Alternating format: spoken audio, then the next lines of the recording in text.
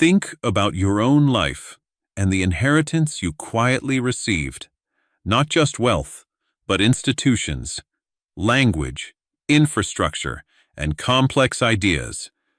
We almost always discuss the social contract as a horizontal agreement between citizens living today. But there is a deeper, much quieter dimension. The generational contract. It presents a profound moral dilemma. What do the living owe to the dead, and what do we owe to the unborn? It is a phantom agreement. We find ourselves inextricably bound to ancestors we can never thank, and to descendants we will never meet. The core problem is one of power. The living hold an absolute monopoly on the present.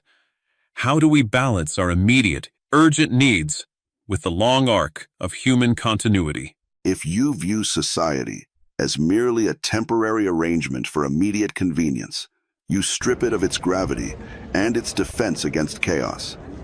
The philosopher Edmund Burke articulated this brilliantly in the 18th century. He argued that the state is not a temporary commercial contract. It is a profound partnership. Not merely between those who are living, but between those who are living, those who are dead, and those who are yet to be born. A continuous, unbroken chain of obligation. Precisely. We are not owners of civilization. We are temporary stewards. If we casually dismantle the traditions and structures built by our ancestors simply to satisfy a passing modern appetite, we disenfranchise all future generations. We break the chain. But there is a competing historical view, one that deeply questions the authority of the past over the urgent needs of the present. Thomas Jefferson framed this perfectly when he wrote that the earth belongs in usufruct to the living. Usufruct meaning the right to enjoy the advantages of a property without destroying its substance. Jefferson vehemently argued that the dead have no rights and no power over us. A living generation has the absolute right to rewrite its laws and chart its own course. A demand for total generational sovereignty. Exactly. If we are strictly bound by the rigid contracts of the dead, we become prisoners to their blind spots and prejudices. The living must possess the agility to solve the unprecedented crises of their own time. That demand for agility is very often just a polite word for profound short-sightedness. When the living prioritize their absolute sovereignty, they invariably tend to borrow heavily against the future.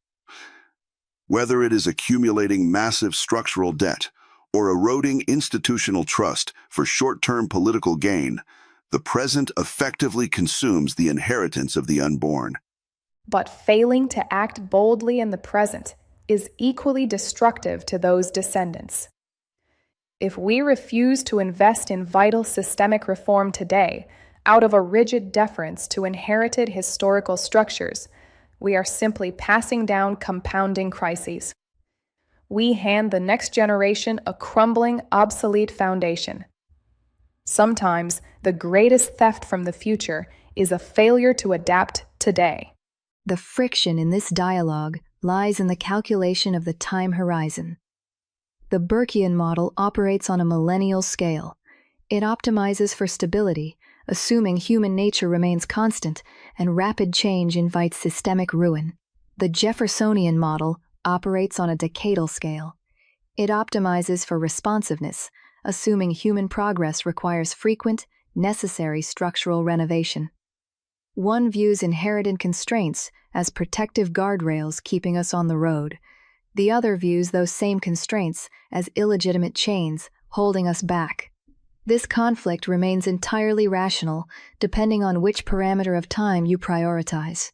We can see this tension clearly materialized when societies decide to build or borrow. Consider the creation of enduring institutions or massive conservation efforts. These required immense sacrifice from the generation that established them, deliberately prioritizing a distant future over their own immediate consumption. That is the Burkean partnership operating at its absolute best.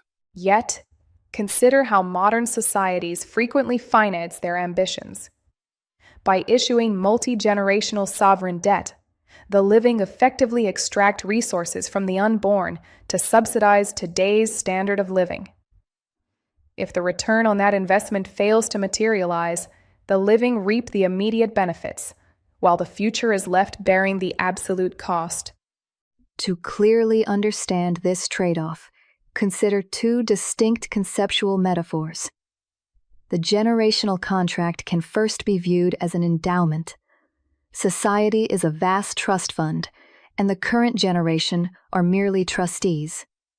Their primary moral duty is to preserve the principal, living only off the interest, ensuring the fund is passed on entirely intact. Alternatively, it is a leasehold. The current generation are tenants with a duty of maintenance. They may remodel the property to survive the shifting environment of their era, provided the foundational structure does not collapse. Trustees prioritize strict preservation. Tenants prioritize immediate utility. Is there a way to practically reconcile the strict trustee and the adaptable tenant? Yes, beneath the intense ideological collision, both frameworks share a vital fundamental premise. Neither philosophy believes the present generation has the right to total consequence-free consumption. The core disagreement is mechanical, not terminal. It is an intricate debate over the safest method to guarantee human continuity. Whether anchored by the heavy weight of history or propelled by the necessity of innovation, both ultimately seek the survival of the human enterprise. The generational contract serves as a humbling reminder that we are never the final word in human history. Our present moment is merely a brief hinge between the ghosts of our past and the shadows of our future. We are asked to honor the hard-won wisdom we inherited, while leaving enough space and capital for our descendants to correct our inevitable mistakes. This invisible contract is never fully signed or settled. It is simply renewed day by day, choice by choice. I'm Steve Johnson. Thanks for watching. Please like and subscribe.